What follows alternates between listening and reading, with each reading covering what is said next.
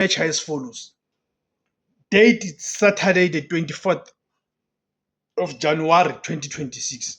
The venue it is Peter Mokaba Stadium in Polokwane. So meaning this time it is Sekhukhune United who are playing at home. This is a revenge mission for Orlando Pirates. Sekhukhune United has become a boogie team for the Sea Robbers, winning their last two head-to-head encounters. With Mama Sanders recently reclaiming the number one spot after beating Orbit College by 2-0, Orlando Pirates cannot afford any more slip-ups in this high-intensity title race. The league standings and form guide.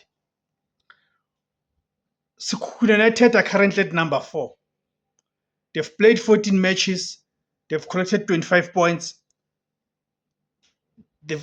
In the previous 5 matches, they've got